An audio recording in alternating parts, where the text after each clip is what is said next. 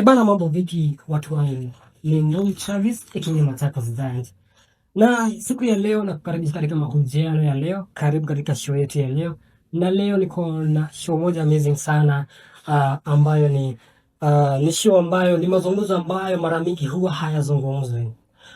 Watu wengi hufikiria kuwa mwanaume hafai kulalamika. Watu wengi hufikiria mwanaume hafai kuwa yeye anafaa kuwa amebeba mzigo wote. Lakini ndani ya mwanaume ni kitu gani huendelea? Huwa anahisi namna gani? Karibu sana. Mimi naitwa Ndoi Travis na usisahau kupiga subscription yako pale kwa Suhines. Ikikuwa ni TikTok, ikikuwa ni YouTube, ikikuwa ni Instagram, ikikuwa ni wapi, all digital platforms. Karibuni sana and welcome aboard. Thank you bro.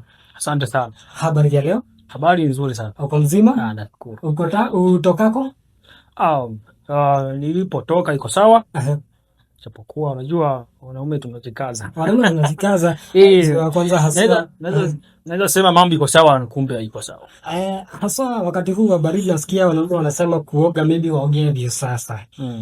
So wajua kuna mambo mengi wanaume wanapitia. So kuna vile community na judge mwanaume, na ndio nikachagua hii leo tuongee kwa niaba ya mwanaume. Kwa mara pili nakukaribisha sana. Asante. Niko na swali moja la kwanza. Nikakuletea wanawake wote hapa. Wote tu. Ni kitu gani unaweza kuwaambia kuhusu maisha ya mwanaume? Okay. Swali nzuri sana. Naam. Kwa ufupi, wanaume ningependa wasichana ama wanawake wote kwa ujumla waweze kuunderstand hili. Naam. Wanaume ni watu ambao wanapitia changamoto kubwa sana. Kiundani. Lakini hawezi sema kwa sababu yeye anasema hii ni mwanaume. Unajua kuna venye jamii imechukulia mwanaume kwamba ni mtu strong. Naam. Unaona? Wanasahau kwamba wako na roho ya nyama. Si ya mbao. No, ya nyama. So vile wewe unasikia uchungu kama mwanamke, ndivyo pia mwanaume anasikia uchungu zaidi.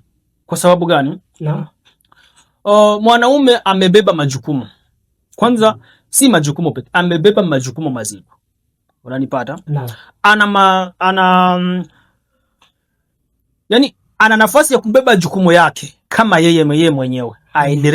Aendeleshe future yake aweze kutoboa huko mbele. Ana nafasi nyingine ya kubeba majukumu ya mwanamke wake. Kwa kifupi mwanaume ana roho kubwa. Unaona? Naam. Tena huyo mtu mmoja ndiye anafaa ajue watoto. Hawa watoto kama uko na watoto wanafaa waishi namna gani, maisha mazuri. Yote inatokana na mwanaume. Ukweli. Huyo mmoja ana jukumu ya kurudi nyuma, angalie mzazi wake anaendelea namna gani. Sure. Amepata kitu, labda wametoka kwa familia yenye hawajiwezi. Kidogo wako chini. Ama huyo mwanaume ana mafirst born, ana wadogo zake huko nyuma. Kuna wamfuata, wanamtegemea. Anafaa wasomesi. No. Na baada afanye zile vitu zote nimekuambia. Unalipata? Naam. Hiyo yote ni jukumu ya mtu mmoja. Na hiyo ni kitu kimoja kinafikiria hiyo kitu. Alafu sasa mwanamke yeye anambeba kama hana vitu vya kufikiria. Yaani venye yeye anafikiria kwa kichwa yake, anafikia pia yeye hapo hivyo. Anasahau kwamba ana mzigo mkubwa ameubeba. So huyo mwanaume inabidi atafute time ya kupea attention bibi yake. Hapo nimekwambia kuna vitu vingi anafikiria. Vitu vingi viko circular, viko vingi sana. Hapo uchumi yake iende vizuri. Labda ana do. Anafikiria mahali atapata hiyo do. Anafikiria namna huyu mtoto ataenda shule. Penginepo hayuko kazi. Labda hayuko kazi. Lakini sasa hayuko kazi, lakini wewe kama bibi yake uwezi muelewa hana kitu. Una over expect. Na yeye kama yeye mwanaume haezi jivua nguo akwambie kwamba hana kitu. Huyo ni mwanaume. Anaumia ndani kwa ndani. So mimi kwa ufupi wanawake ningewaambia, kama unaona ukifanikiwa kupata mwanaume ambayo ako tayari kukuprovide hata kama ni kidogo, shukuru. Shukuru. Give thanks. Be thankful to that man that you have. Ama mwenye unakuja kupata. Shukuru. Na usijaribu kumuongezea mzigo kubwa sana. Jua kuna vitu ni minor kwa familia. Unaona? Kama kuna mtu unapata lazima mpige story. Ukiona mtu mwenyewe hataki kupiga story, jua kuna mambo 1, 2, 3 anayachambua. No. So mpe time. Mpe time. Kwa kifupi Bwana Suhail, yes. Unapata kidogo mwanamke amekuja amechukuliwa na kijana, siku hizi tunawaita hustler. Amshapiga mwezi wa kwanza wa pili wa ndoa. Na baada hapo mwezi wa 3 ushakuwa over expect. Maybe umeona wenzako, wasana wenzako, maybe wameolewa na watu wako na nafasi nzuri katika familia zao ama wanaurithi, maybe wanaendesha magari. Hivi sasa huyu wako humuoni kama yeye ni mtu. Unataka pia kubaia gari. Kumbuka huyu jamaa wako ama huyu mume wako. Sema for example unafanya mjengo. Hivyo ndio nilikushika. Ufai ku over expect. Usimwekelee mzigo mwingine. Ama usilijaribu kumaanisha hivyo. Sivyo ndio nilijaribu. Hivyo sasa. Alafu pia mwanamke anafaa kuwa understanding. Aelewe nafasi nafasi yenye aliomo ni kiasi gani. Je, ako kwa mwanaume ambaye uwezo wake uko juu? Ama kwa mwanaume ambaye uwezo wake uko chini? Unaweza pata huyu mwanaume amemuoa ili washikane mkono wainuane. Lakini msichana yeye amechukulia kama amekuja kwa kivuli. Unapata mvua inanyesha. Mvua ikinyesha, wakati unanyeshewa utakimbia. Lazima ukimbie. Hata kama ni kanyumba kabaya utajificha. Utaingia huko ndani. Ukishajificha hapo, lengo lako ni kujikinga mvua. Usije ukanyeshewa. Wakati mvua inaisha nafanya nini? Unatoka unaenda zako. Ama mfano mwingine. Ukiwa na kiu ya maji. Wakati unaletewa maji, lengo lako inakuwa ni kukata kiu.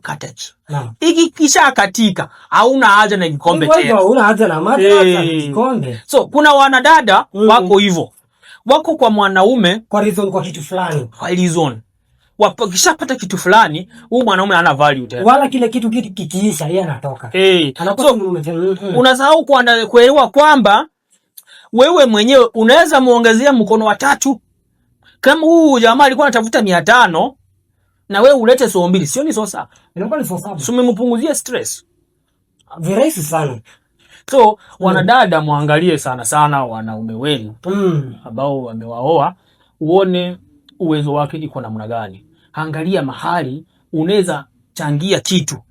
Kumbuka pia wewe unapochangia unaongeza value. Hata nataka topic next. Nataka tuongelee kitu. How unaweza increase value yako kama mwanamke kwenye ndoa yako. Vile ambavyo unaweza ongeza taste kwa maisha yenu ukiwa na mwanaume wako. Exactly. Umenipata? Unaona? So acha tutoke kwa mada hiyo, tutaongea hiyo ni later, hiyo ni baadaye. So mimi najaribu kusema angalia namna unaweza boost. Usikue mzigo. Usikuwa doma, usikuwa pale atiwe ni kama kupe. Unajua kupe inaenda na shika ng'ombe pale kazi yake ni kunyonya damu. So cha muhimu kuwa peo, ongeza kitu. Usikuwa tu pale ukue kila saa ni kunyosha mkono nipe. So kwa nini nimesema lazima uangalie nafasi yenye uliomo inatoshana namna gani? Kuna mwanaume atakwambia mimi sitaki kufanya job. Hiyo is well. Hiyo haina haja. Kama mwanaume mwenyewe amekwambia mimi na uwezo na kutosha, wewe pumzika uniangalie familia, it's okay. Lakini kama unaona mwanaume wako ni anapambana, ndio anaanza maisha, tafadhali usikue mzigo. Tafuta namna unaweza boost kitu hapo. Akileta ugali, leta mboga. Exactly. Itakuwa sawa. So kuna swali lingine limekuwa trending sana na nimekuwa nikijiuliza sana Mr. Suhail, kuwa kwa ule ulimwengu tunao sasa hivi. Tayari nishatuonyesha kwa kirefu kuwa ni vipi community mwanaume amekuwa wapi na community. So ni vipi dunia inaweza ikafanya kwa maisha ya mwanaume? Ni kitu gani? Na nikisema dunia, kumbuka nasema watu wote. Na nikisema watu, mara mingi kwa upande wangu nitasema wake zetu. Ni kitu gani dunia inaweza ikafanya ili mwanaume hata kujisikia vibaya bro? Ni kitu naona dunia inaweza rekebisha, ama serikali kwa ufupi. Naam. Unajua sheria imebezi sana kwa wanawake. Mwanamke hata kikukosea wewe